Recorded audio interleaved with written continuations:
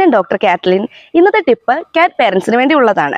നമ്മുടെ കാറ്റ്സ് ഇടയ്ക്കിടയ്ക്ക് വിളർച്ച കാണിക്കാറുണ്ട്, അതായത് അനീമിയ. നമ്മുടെ കാറ്റ്സ് അനീമിയ കാണിക്കുന്നത് നമുക്ക് വീട്ടിൽ തന്നെ എങ്ങനെ കണ്ടുപിടിക്കാമെന്ന് നോക്കാം. നമ്മൾ വീട്ടിൽ നമ്മുടെ കാറ്റ്സിന്റെ ഗംസ് ഒന്ന് നോക്കണം. അതായത് മോണയുടെ ഈ ഭാഗം പൊക്കി നോക്കിക്കഴിഞ്ഞാൽ നമുക്കറിയാം, പിങ്ക് ആണെങ്കിൽ ഹെൽത്തി ആയിട്ടുള്ള കാറ്റ് ആയിരിക്കും. അത് വളരെ വെളുത്തിരിക്കുവാണെങ്കിൽ നമ്മുടെ കാറ്റ്സിന് അനീമിയ ഉണ്ടെന്നാണ് അർത്ഥം. അതുപോലെ തന്നെ നമ്മുടെ കണ്ണ് താഴ്ത്തി നോക്കിക്കഴിഞ്ഞാലും നമുക്ക് കാണാൻ സാധിക്കും, അതും വളരെ വെളുത്തിരിക്കുവാണെങ്കിൽ കാറ്റ്സിന് അനീമിയ അല്ലെങ്കിൽ രക്തക്കുറവ് ഉണ്ടെന്നാണ് അർത്ഥം. ഇങ്ങനെ വരുന്ന കാറ്റ്സ് കുറച്ച് കഴിയുമ്പോൾ ഫുഡ് എടുക്കാൻ മടുപ്പ് കാണിക്കുകയും ക്ഷീണവും വിളർച്ചയും ഒക്കെ കാണിക്കാൻ സാധ്യതയുണ്ട്. ഇനി നമ്മുടെ കാറ്റ്സിന് വിളർച്ച വരുന്ന കാരണങ്ങൾ എന്തൊക്കെയാണെന്ന് നോക്കാം. ഒന്നാമതായിട്ട് തന്നെ അവരുടെ ഡീവോമിംഗ് പ്രോപ്പർ ആവാത്തത് കൊണ്ടും, പിന്നെ അവരുടെ രക്തത്തിൽ എന്തെങ്കിലും ബ്ലഡ് ഇൻഫെക്ഷൻ വരുന്നത്, അതായത് മൈക്കോപ്ലാസ്മ എന്ന് പറയുന്ന കാറ്റ്സിന് വരുന്ന ഒരു ഇൻഫെക്ഷൻ ഉണ്ട്, അത് വരുന്നത് വഴിയൊക്കെ കാറ്റ്സ് രക്തക്കുറവ് കാണിക്കുകയും ഫുഡ് എടുക്കാൻ മടുപ്പ് കാണിക്കുകയും ഒക്കെ ചെയ്യും.